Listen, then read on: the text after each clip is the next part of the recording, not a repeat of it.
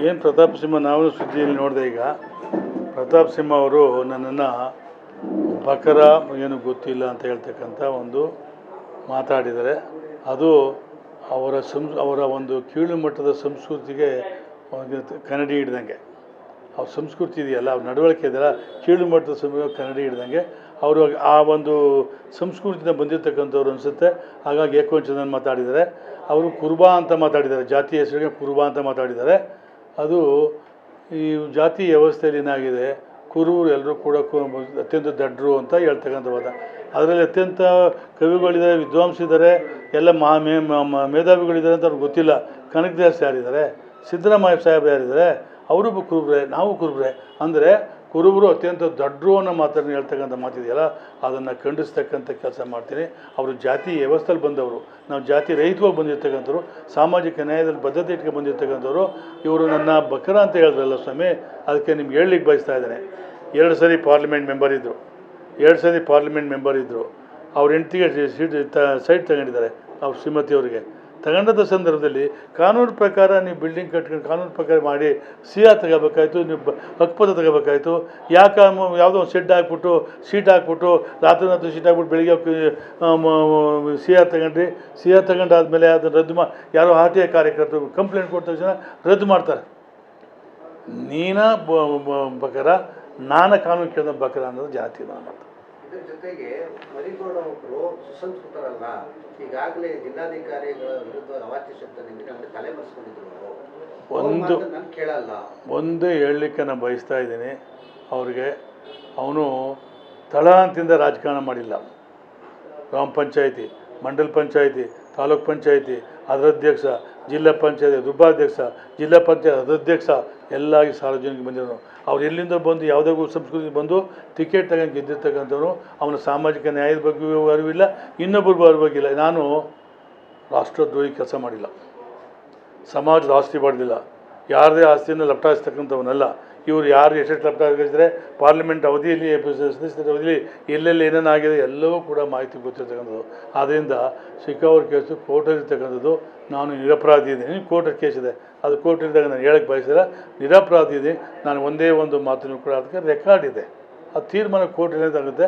ನಾನು ಬೇಲ್ಗೆ ಅಪ್ಲೈ ಮಾಡಿದ್ದೆ, ನಾನು ಕಾಮಾಗೆ ಇದ್ದೆ. ಮೀಡಿಯಾದವರು ಎಲ್ಲ ಅಲ್ಲೆಲ್ಲ ಹೋಗಿದ್ದರಿಂದ ನಾನು ಯಾವ ಬೇಲ್ ರಿಜೆಕ್ಟ್ ಆಯಿತು, ಸ್ಟ್ರೈಟ್ ಬಂದು ನಾನೇ ಸರೆಂಡ್ ಆಗಿದ್ದೀನಿ. ನಾನು ತಲೆ ಮಸ್ಕೊಂಡು ಹೋಗಲ್ಲ, ಅವರು ತಲೆ ಮಸ್ಕೊಂಡು ಹೋಗಿರೋರು ಇವರು.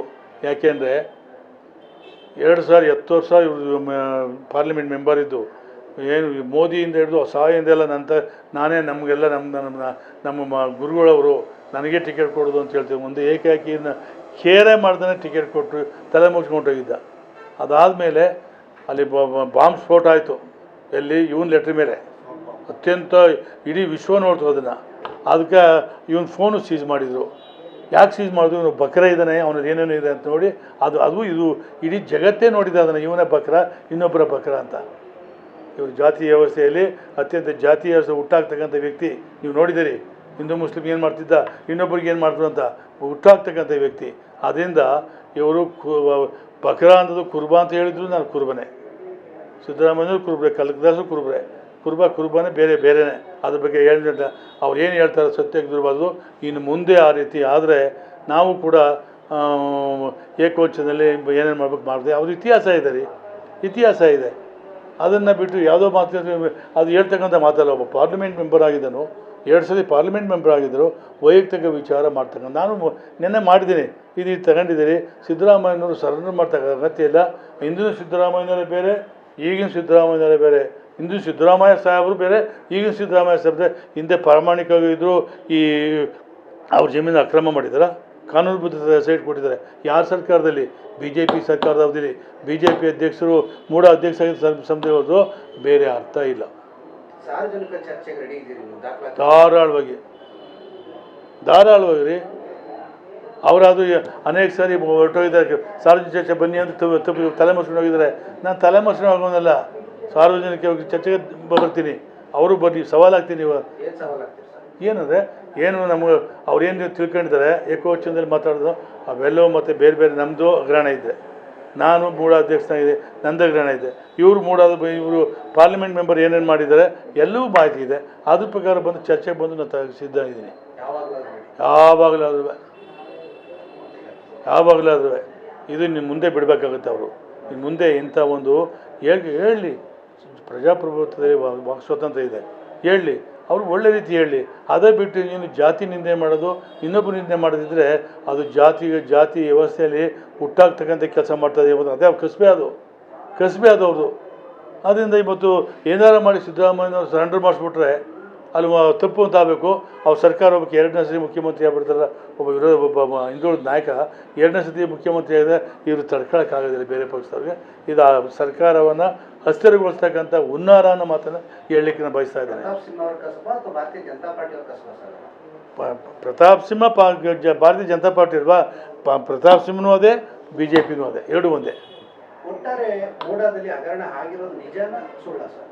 ಅದು ಇದರಲ್ಲಿ ಮಾಧ್ಯಮದ ಮುಖಾಂತರ ಸಾವಿರಾರು ಕೋಟಿ ಅಂತ ಹೇಳಿದ್ರೆ ನಾವು ಒಂದೇ ಒಂದು ಸ್ಪಷ್ಟಪಡಿಸ್ಲಿಕ್ಕೆ ಬಯಸ್ತಾ ಇದ್ದೇನೆ. ನಾನು 50-50 ಇರ್ಬೋದು, ಇನ್ಸೆಂಟಿವ್ ಸೈಡ್ ಪ್ರೋತ್ಸಾಹ ಸೈಟ್ ಇರ್ಬೋದು. ಯಾವ ಜಮೀನು ಕಳ್ಕೊಂಡ ರೈತ ಇದ್ದಾನೆ ಅವನಿಗೆ ಅನ್ಯಾಯ ದ್ರೋಹ ಆಗಬಾರ್ದು, ಮೋಸ ಆಗಬಾರ್ದು. ಯಾಕೆಂದರೆ ಸಾರ್ವಜನಿಕ ದೂರು ಬರ್ತಾಯಿದ್ದ ನನಗೆ, ನಾನು ಮೂಡ ಅಧ್ಯಕ್ಷನಾಗಿ ಸಾರ್ವಜನಿಕ ದೂರು ಬರ್ತಾಯಿದ್ದ. ದೂರು ಬಂದ ಸಂದರ್ಭದಲ್ಲಿ ನೋಡಿ ಅವರು ನಿಜವಾದ ರೈತನ ಬಿಟ್ಟು ಬೇರೆಯವ್ರು ಕೊಡ್ತಾ ಇದ್ದಾರೆ ಅನ್ನೋ ಒಂದು ದೂರು ಬಂದ ಮೇಲೆ ನಾನು ಅವ್ರಿಗೆ ಕಮಿಷನ್ರಿಗೆ ಹೇಳಿದೆ, ನೋಡ್ಕೊಟ್ಟೆ. ನೋಡಿ ಯಾವುದೇ ಕಾರಣದಿಂದ ಇಂಥ ದೂರು ಬಂದಿದೆ, ಇವೇವನ್ನು ಪರಿಶೀಲನೆ ಮಾಡಿ ನಿಜವಾದ ರೈತನಿಗೆ ಅನ್ಯಾಯ ಆಗಬಾರ್ದು, ಮೋಸ ಆಗಬಾರ್ದು, ಅದು ರೆಕಾರ್ಡ್ ಬಿಲ್ಡಪ್ ಮಾಡಿ ಇದಕ್ಕೆ ಕಳಿಸಿ ಅಂತ ಹೇಳಿದ್ರೆ ಬೋರ್ಡ್ ಮೀಟಿಂಗ್ ಕಳಿಸಿ, ಬೋರ್ಡ್ ಮೀಟಿಂಗ್ ಚರ್ಚೆ ಮಾಡಿ ಸರ್ಕಾರದ ಅನುಮತಿ ತಕ್ಕ ಮಾಡೋಣ ಅಂತ ಹೇಳ್ತಕ್ಕಂಥ ಮಾತು ಹೇಳಿದೆ. ಅಲ್ಲಿ ಯಾವುದು ಕೂಡ BJPಯವರು ಏನು ಮಾಡಿದ್ರು, ಈ ಮಾಧ್ಯಮದ ಮುಖಾಂತರ ಬೇರೆ ಪಕ್ಷದವರು ಹಗರಣ ಆಗಿದೆ ಬಿಟ್ಟು. Nandini, Bharat news TV, Mysuru.